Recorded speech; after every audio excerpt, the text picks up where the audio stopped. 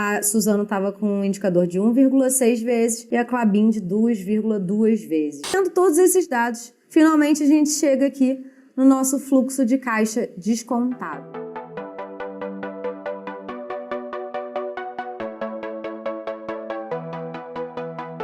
Sejam bem-vindos à aula de Valuation. Meu nome é Aline Tavares, eu sou analista CNPI, trabalho no mercado financeiro há mais de 12 anos como analista de ações e hoje eu vou apresentar para vocês como fazer o Valuation da Suzano, empresa que vocês acabaram de conhecer. Antes da gente começar a aula, preciso fazer alguns avisos para vocês. Durante o nosso tempo aqui, eu só tive 30 minutos para falar sobre o Valuation, que é um tempo bastante reduzido, e a gente vai utilizar muitos conceitos de contabilidade, de finanças, que vocês podem, porventura, não conhecer. Mas não se preocupem, ao longo do nosso MBA, vocês terão aulas específicas de contabilidade, de análise de balanços, de conceitos de finanças e conceitos específicos de valuation, no qual a gente vai destrinchar passo a passo até chegar ao famoso fluxo de caixa descontado e ao preço-alvo no final. Não se preocupem em relação a isso. O que eu quero que vocês entendam aqui é como é a dinâmica, a mecânica do valuation, e aqui está de uma forma bem simplificada para vocês, mas é mais para vocês entenderem como que um analista trabalha e como um valuation funciona. Antes de começar o valuation especificamente,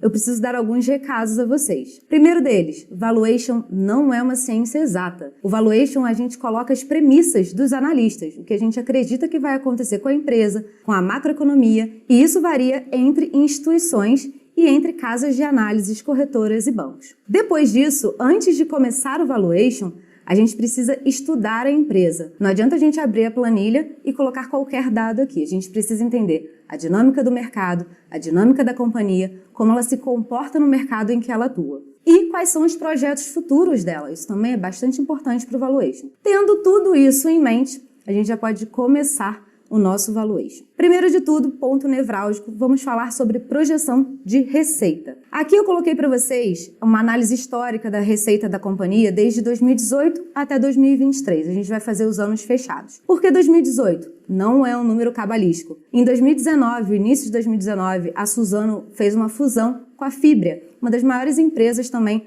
aqui do Brasil de papel e celulose. Com isso, a empresa ela aumentou muito de tamanho. E, para a gente ter uma noção de o que aconteceu, ela precisou fazer uma demonstração financeira pro forma, ou seja, juntar as duas operações a partir de 2018 para a gente conseguir ter uma base comparativa com os próximos anos. Por isso, eu escolhi o ano de 2018. Como a gente pode perceber aqui na nossa abertura de receita, a Suzano ela tem basicamente dois tipos de produto, celulose e papel. Como a gente consegue ver claramente aqui, a participação da celulose na receita líquida total dela gira em torno de 82,5% na média dos últimos anos. E papel gira aí em torno mais ou menos de 17,5% ao longo dos anos. A gente consegue perceber aqui de cara que celulose é uma das principais fontes de receita da companhia. Outro ponto que é muito importante que a gente consegue ver para essa abertura de receitas é que ela divide as suas receitas em mercado externo e mercado interno. Claramente aqui cerca de 80% da receita da companhia vem do mercado externo, ou seja,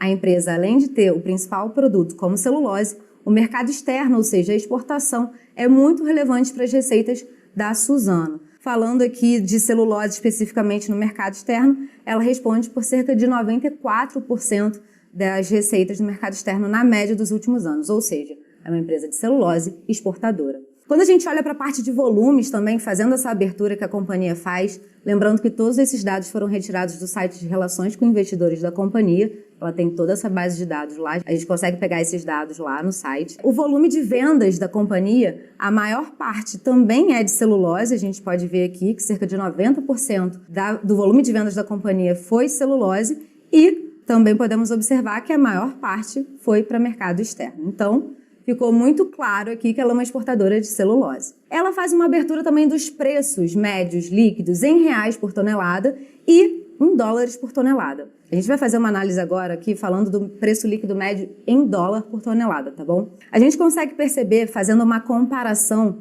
com o indicador de celulose vendido na China, e por que eu escolhi esse aqui, o BEKP entregue na China? Existem vários tipos de indicadores de celulose, de preço de celulose. Existem os negociados na China, na Europa e em outros lugares do mundo. Existem tipos de celulose diferentes, fibra curta, fibra longa e às vezes até misturado entre as duas tipos de fibra, e o tipo de fabricação da celulose. Aqui eu escolhi a celulose tipo Kraft, BEKP, tá? Que é uma sigla em inglês para o Bleached Eucalyptus Kraft Pulp, ou seja, eu estou falando aqui de celulose que vem de eucalipto. Por que eucalipto? O principal produto, do qual a gente extrai a celulose aqui no Brasil é o eucalipto, no qual o Brasil tem uma vantagem competitiva muito grande. O crescimento da árvore do eucalipto aqui no Brasil, ela demora cerca de 7, 8 anos, enquanto em outros lugares do mundo eles utilizam muitas vezes o pinus, que demora o dobro do tempo. Ou seja,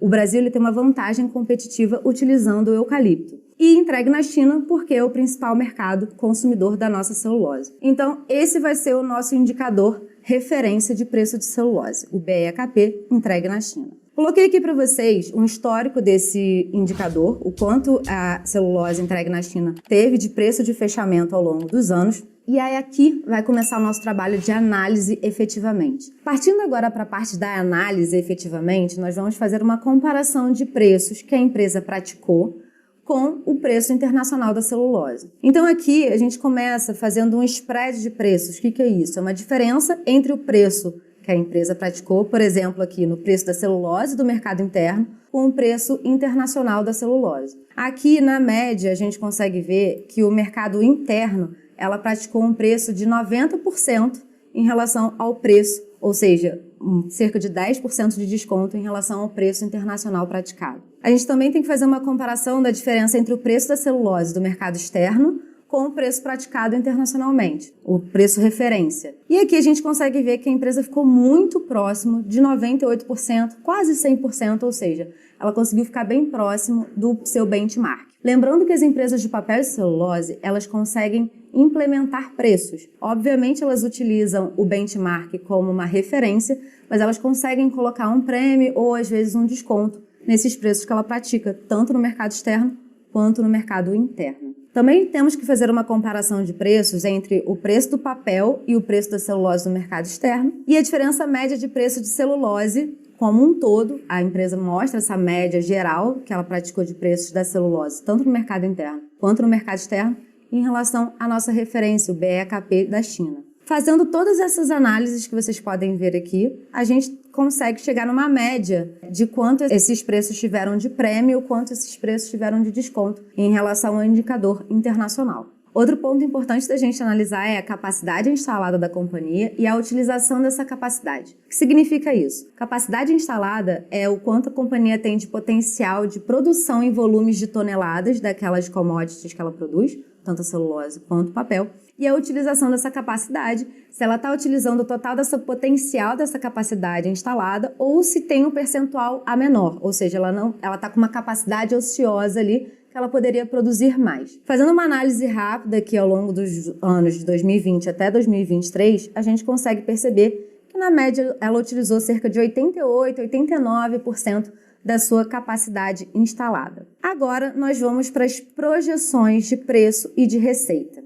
Para os dados macroeconômicos, tem uma planilha que eu disponibilizei para vocês aqui, de onde eu retirei essas projeções dos dados. Os dados relativos à economia brasileira, eu utilizei o sistema de expectativas do Banco Central. Os dados internacionais, eu utilizei o banco de dados do Banco Mundial. Em relação às projeções de preços da celulose, eu utilizei o relatório setorial Papel e Celulose do Banco BTG Pactual de março de 2024. Em relação a essa projeção especificamente, existem áreas de bancos de investimento dedicadas totalmente a projeções de preços de commodities, que são extremamente específicos e mais complexos. Para ser mais embasado, foi esse o motivo de eu ter utilizado esse relatório. Agora, tendo todas essas projeções de dados macroeconômicos e da celulose especificamente, a gente consegue fazer a projeção do preço líquido médio em dólares por tonelada. A primeira coisa que a gente vai fazer é utilizar a média de relação de preços que a gente pegou ali embaixo, do mercado externo de celulose com o preço internacional, multiplicar pela projeção do preço da celulose e aqui, adicionalmente, e aí que entra a parte de premissas, eu coloquei a inflação mundo. Por quê? Eu acredito que a empresa consegue implementar pelo menos a inflação nesses preços de celulose internacional. Aqui na parte de preço externo, né, de papel, a gente vai usar a média da relação de preços do papel e da celulose do mercado externo, multiplicar pelo preço da celulose e adicionar também aqui a inflação mundo. Eu também acredito que a empresa consegue fazer essa implementação de preços. Aqui na parte de mercado interno, a gente vai usar a média de relação do preço da celulose do mercado interno e da projeção de preços da celulose da China. E a mesma coisa a gente vai fazer para o mercado interno em relação ao papel. Com isso, a gente consegue puxar esses dados até 2030, que foi onde eu parei a nossa projeção. Agora, para a projeção em reais, o que a gente vai fazer? Para o mercado externo e para o mercado interno, a gente vai usar a projeção de câmbio e vai multiplicar o preço em dólar pelo câmbio projetado. E aqui no mercado interno, especificamente, a gente vai fazer a mesma coisa, só que aqui eu vou adicionar inflação e vou adicionar PIB também, porque eu acredito que a empresa consegue crescer junto com a economia brasileira. Por que eu estou falando isso? Normalmente o mercado de papel e celulose ele é um indicador ex ante, que a gente chama em economia, ou seja, um indicador de prévia de como que vai ser a atividade econômica do país. Quando a gente tem uma expedição muito grande de papel ondulado, por exemplo, isso pode ser um indicador de aquecimento da economia. Então, por isso que eu acredito que a empresa consegue crescer junto com a economia do país. Por isso a gente está adicionando o PIB aqui. Mas, de novo, isso é uma premissa minha. Podem ser diferentes para cada analista. E aqui, finalmente, a gente chega na parte de capacidade instalada e utilização da capacidade instalada. Por que eu falei antes de a gente começar o valuation que é importante a gente conhecer a empresa e os seus projetos futuros de investimento? Principalmente por esse fato aqui. A gente tem que adicionar capacidade instalada ao longo dos anos de acordo com os projetos que a empresa tem de construção de novas fábricas, de novas tecnologias a serem implementadas, de compras de novas fábricas e etc. E plantas industriais. Então aqui no caso, ao longo de 2024, eu adicionei, por exemplo, o projeto Cerrado, que adiciona no ano de 2024 900 mil toneladas, né, em termos de volume para 2024 na parte de papel. Depois a gente tem mais adição de capacidade ao longo dos próximos anos, tanto em papel quanto celulose. Então, é importante a gente colocar e conhecer a empresa por isso. Aqui na parte de utilização da capacidade instalada, para o ano de 2024, a gente vai usar a média que a gente achou lá atrás, dos últimos anos. E para 2025 em diante, eu fui adicionando utilização de capacidade instalada, porque eu acredito que, dado todos os relatórios de papel e celulose, o mercado tende a melhorar. Então, eu acredito que a empresa consegue utilizar mais da capacidade ociosa dela. Então, a gente foi adicionando aqui utilização da capacidade instalada. Com base nisso, a gente já consegue projetar os volumes. Basicamente, vai pegar a projeção de capacidade instalada e a utilização da capacidade instalada, e a gente vai ter a quantidade de volume total da companhia, tanto do mercado interno quanto do mercado externo. Enfim, e a gente vai fazendo toda essa escadinha de volumes, de projeção de volume. E, finalmente, chegamos na parte de receitas. O que a gente vai fazer aqui para receita? A gente basicamente vai pegar o volume e multiplicar pelo preço em reais da companhia. E a gente vai conseguir destrinchar toda a receita em termos de mercado interno, mercado externo e receita líquida total. Terminamos aqui a parte de projeção de receita. E agora a gente vai partir para o DRE, o demonstrativo de resultado do exercício. Tendo a primeira linha, que é a receita líquida, a gente já consegue destrinchar as próximas linhas. Aqui, lembrando, a gente está fazendo um valuation de forma rápida e mais simplificada para vocês. Então, eu peguei aqui a média do custo de produtos vendidos ao longo dos últimos anos e projetei para frente, para a gente encontrar quanto que a empresa vai ter de custo de produto vendido, o CPV. A gente vai achar o lucro bruto com base nisso. Depois disso, as despesas operacionais. Eu também fiz uma média dos últimos anos que a companhia teve de despesas operacionais em relação à receita líquida. Projetei isso para frente e fiz a mesma relação. Depois a gente vai chegar aqui ao EBIT, basicamente, né? Tirando do lucro bruto as despesas operacionais. Para a parte de depreciação e amortização, lá embaixo na nossa planilha, eu mostrei para vocês como que a gente consegue fazer essa relação. Na parte de projeção de depreciação e amortização, eu peguei o percentual médio dos últimos anos dessa linha em relação a imobilizado e intangíveis. Com essa média, a gente perpetua essa média para frente. E aqui, adicionando, né, ao imobilizado e intangível depreciação que foi ocorrida no ano anterior, a gente tem que adicionar o quanto a empresa está investindo. Então, com isso, a gente consegue projetar para frente todos os anos de depreciação e amortização.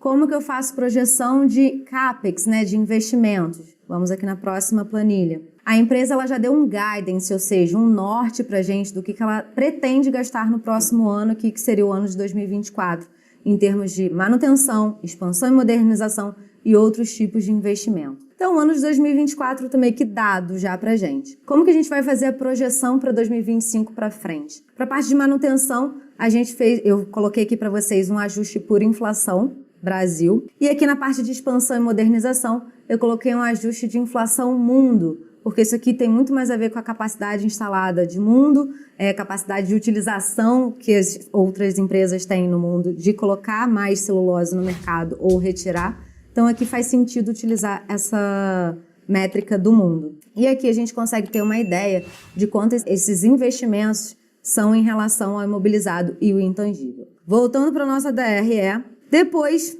da depreciação e amortização que a gente conseguiu fazer a nossa projeção, a gente chega no EBITDA, o famoso EBITDA e a margem EBITDA. Aqui para o resultado líquido financeiro também fiz uma simplificação do resultado de receitas financeiras em relação à receita líquida e das despesas financeiras também em relação à receita líquida. Chegamos basicamente aqui no lucro antes de impostos. E, historicamente, a empresa, como vocês conseguem perceber ao longo dos últimos anos, ela nunca pagou os 34% de tributação clássico que a gente conhece do Brasil. Então, para 2024, eu coloquei aqui uma média dos últimos 2 anos da companhia e para frente eu perpetuei com uma alíquota de tributos de cerca de 25%, em função de vários benefícios fiscais que a empresa tem para frente, para os próximos anos. Com isso, a gente chega na última linha aqui, que é o lucro líquido. Tendo tudo isso em mente, depois a gente chega no WACC, o famoso custo ponderado de capital da empresa. O que isso significa? A empresa ela tem um mix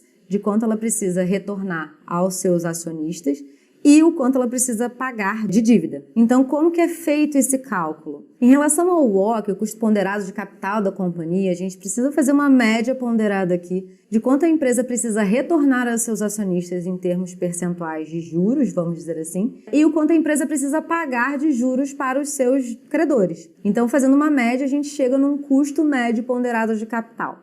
E como que a gente faz esse cálculo? Coloquei para vocês aqui todas as fontes de dados que eu retirei aqui, taxa livre de risco, o beta desalavancado do setor, o prêmio de risco do Brasil, o prêmio de risco do mercado. A maior parte desses dados foram retirados do site do professor Damodaran, uma das principais pessoas referências em relação ao valuation no mundo hoje. Ele tem um blog que ele disponibiliza todas as informações de forma gratuita e super atualizadas. Então, basicamente, quase que o mundo inteiro que utiliza valuation utiliza as informações do professor Damodaran. Então, com base nisso, a gente consegue fazer os nossos cálculos e chegar aqui num WACC de 12,6% para a companhia. E tendo todos esses dados, finalmente a gente chega aqui no nosso fluxo de caixa descontado. Como que a gente faz o fluxo de caixa descontado? A gente vai pegar o EBIT, que a gente fez o cálculo de projeção lá na projeção do DRE. A gente vai descontar os impostos, que a gente também já fez o cálculo lá na nossa DRE. E a gente chega no NOPAT. O que é o NOPAT? É o lucro operacional líquido após os impostos. Depois de achar esse NOPAT, a gente tem que adicionar a depreciação, tirar o CAPEX, o quanto a empresa vai investir, e adicionar ou tirar a variação de capital de giro. Finalmente, a gente consegue chegar no fluxo de caixa livre da firma. Depois de projetar todos os fluxos de caixa até o ano de 2030, que a gente utilizou aqui, a gente precisa fazer o cálculo da perpetuidade. Ou seja, quando a gente faz um valuation de uma companhia, a gente acredita que ela não tem um fim com uma data específica, ela não tem um prazo de validade. Por isso que a gente coloca perpetuidade. E para isso a gente vai usar aqui o WACC. A gente vai pegar o último fluxo de caixa que a gente projetou, vai adicionar um crescimento e vai dividir pelo WACC, o custo ponderado de capital, menos esse crescimento. Que crescimento é esse? Existem algumas formas diferentes de fazer esse crescimento, mas aqui a gente pode utilizar a inflação de longo prazo do Brasil, ou seja, a gente pode colocar aqui que a empresa, pelo menos a inflação vai crescer ao longo dos próximos anos. Agora, para o fluxo de caixa descontado, a gente precisa descontar os fluxos que a gente projetou pelo WOC. Então, a gente consegue fazer aqui o fator de desconto de acordo com os períodos que vão sendo adicionados e fazer o desconto aqui desse fluxo de caixa. Depois disso, a gente vai conseguir chegar no Enterprise Value, ou seja, o somatório de todos esses fluxos de caixa. Depois a gente vai adicionar a perpetuidade, que ela vem de forma separada aqui pra gente. E finalmente a gente vai chegar no Enterprise Value, ou seja, o quanto a gente acredita que a empresa vale como um todo, somado as dívidas, o equity, tudo da companhia. E aí, para a gente saber o quanto vale o equity, que é o que nos interessa aqui, as ações especificamente, a gente vai retirar a dívida líquida e a gente vai finalmente chegar na parte do equity, só a parte relacionada aos acionistas. Com esse preço que a gente encontrou aqui de equity value, a gente vai dividir pelo número de ações que a empresa tem em circulação e vamos chegar finalmente no preço-alvo. Que no caso aqui eu encontrei um preço-alvo de R$ 65, basicamente, cerca de 18% de upside em relação ao preço de 28 de dezembro de 2023, que a gente está usando como base o ano de 2023 para trás, mas em relação ao último fechamento do dia 7 de agosto, está em cerca de 25, 26% de upside para a companhia. Olhando agora para os indicadores de valuation da companhia, é importante que a gente olhe em comparação com a média do setor ou com seu principal par do setor. No caso aqui da Suzano, o principal par dela é a Klabin. Ou seja, a gente consegue ver aqui que o EV/EBITDA, por exemplo, que é o primeiro indicador que a gente olha, que é o quanto a empresa consegue gerar de caixa operacional em relação ao tamanho dela de mercado somado com sua dívida, ou seja, o quanto ela vale como um todo. Esse indicador, quanto menor, mais indica que ela pode estar barata em relação ao seu par. Ou seja, olhando aqui para o ano de 2023 de Suzano e Klabin, a gente vê que, no caso, a Klabin parece estar um pouquinho mais cara do que a Suzano em relação ao EV/EBITDA. Lembrando, gente, que os indicadores eles nunca podem ser olhados de forma isolada. É sempre importante que a gente olhe os indicadores de forma conjunta.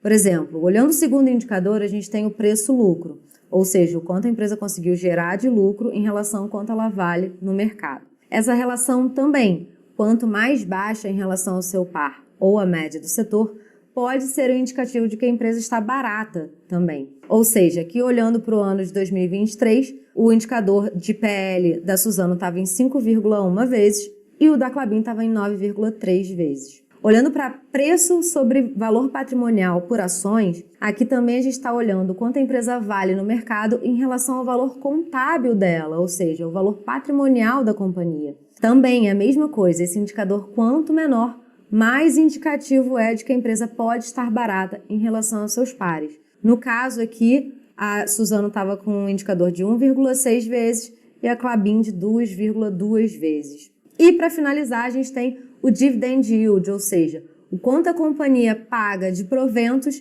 em relação ao quanto ela vale no mercado, o preço de mercado dela. Esse indicador aqui, ele tem uma lógica contrária aos indicadores de valuation que eu acabei de citar. Nesse caso aqui, quanto maior, mais dividendos ela paga em relação ao preço dela. Ou seja, ela tem uma rentabilidade em termos de dividendos melhor. Aqui no caso de Suzano, a relação ela foi contrária da Klabin. A gente teve aqui em 2023 o indicador de 2,1% em relação ao dividend yield, enquanto a Klabin teve aí na média cerca de 6% em relação ao dividend yield, ou seja, a Klabin ela pagou mais dividendos do que a Suzano. Pessoal, para finalizar, com base nessa análise que a gente fez rapidamente aqui do valuation de Suzano, a gente pode chegar a algumas conclusões. Primeira delas, quando a empresa tem um fluxo de caixa livre, ela tem basicamente 3 opções do que fazer com esse dinheiro. Uma delas é devolver aos seus acionistas na forma de proventos. Ela pode investir nas suas fábricas e novas tecnologias, no seu maquinário já existente ou construção de novas fábricas. Ou um terceiro, ela pode fazer a aquisição dos seus concorrentes e aumentar a sua capacidade via fusões e aquisições. O perfil da Suzano aqui ao longo dos últimos anos tem sido esse. Ela não é uma boa pagadora de dividendos, e sim uma consolidadora de mercado. Diferente da Klabin, que é o seu principal par aqui no mercado brasileiro, que tem um retorno aos acionistas maior em termos de dividendos e também não deixa de fazer os seus investimentos em novos maquinários, novas plantas fabris, mas ela tem um crescimento um pouco menor do que a Suzano em termos de capacidade instalada. Ela faz essa divisão entre dividendos e investimentos enquanto a Suzano prefere focar nessa parte de investimentos e fusões e aquisições. Ou seja, são perfis um pouco diferentes. Em relação à metodologia do Barsi, nós já sabemos que ele tem uma maior preferência por empresas que são boas pagadoras de dividendos. Ou seja, quando a gente fala do setor de papel e celulose como um todo, ele possui posições tanto na Suzano quanto na Klabin. A posição que ele possui hoje em Suzano é uma posição bem menor quando comparada com as suas outras principais posições e é uma posição muito antiga que ele carrega já há muitos anos, quando ele comprou em um momento que ele achava que a empresa estava barata. Enfim, sua principal escolha hoje é a Klabin. Então, para concluir a nossa análise, a gente chegou a algumas conclusões aqui. Primeira delas, a empresa está barata e possui upside em termos de preço. Entretanto, a empresa ela não é boa pagadora de dividendos. Portanto, se você procura empresas que tenham esse perfil, a Suzano ela não é a melhor alternativa. Agora, se você procura empresas que possuem perfil de crescimento, de consolidação de mercado, a Suzano ela pode ser uma das alternativas para você considerar na sua carteira. Foi bem legal essa aula, não é mesmo? Nas edições passadas desse curso, a gente visitava as empresas, mas não fazia valuation. E hoje a gente entregou o combo completo para você, inclusive com a ideia do valor justo das ações da Suzano. Agora a gente está chegando ao fim dessa aula. Na próxima segunda-feira, nós vamos liberar a quarta aula, onde você vai descobrir o jeito mais rápido de começar a investir na bolsa como um bilionário. Porque a gente vai abrir as inscrições para o MBA em Velho Investe com Luiz Barsi. Esse curso é ideal tanto para quem quer começar a trabalhar no mercado financeiro como analista ou consultor de investimentos, como para quem deseja construir patrimônio com ações para ter mais conforto e segurança no futuro. Quem se matricular já na segunda-feira vai ter duas vantagens incríveis. A primeira delas é ter acesso a um link para se matricular com desconto de até 40% no MBA do Barsi. Entre no nosso grupo de WhatsApp do MBA clicando aqui embaixo para receber via WhatsApp o link de inscrição do MBA com esse desconto incrível. A segunda vantagem de quem se inscrever na segunda-feira é ter acesso a um evento presencial com o Luiz Barsi exclusivo para os alunos do MBA. São poucas vagas para esse evento. E na turma passada, essas vagas acabaram em poucas horas, então não marque bobeira. Garante a sua vaga já nessa segunda-feira. Esse MBA vai ter, primeiro, foco no método Barsi de investimentos, grandes gestores de fundos e analistas de ações como professores, oportunidade para atuar como consultor de investimentos no Grupo Primo, possibilidade de receber metade das mensalidades do MBA de volta se você começar a atuar como consultor e bater uma meta fácil de ser batida. Tem também o nosso módulo internacional sobre Velho Investe em Colômbia, onde o próprio Warren Buffett estudou. E se você quer aprender a investir em ações definitivamente, não tem MBA melhor que esse no Brasil. Então já vai se preparando. Conversa com a sua família, com o seu cônjuge, com seus pais ou com os seus filhos. Já diga a ele que você não quer perder essa oportunidade de jeito nenhum. E já se prepara para se inscrever com o maior desconto possível e com o ingresso incluído para participar do evento presencial com o Barsi. A gente vai ficando por aqui. Um abraço e a gente se vê na segunda-feira.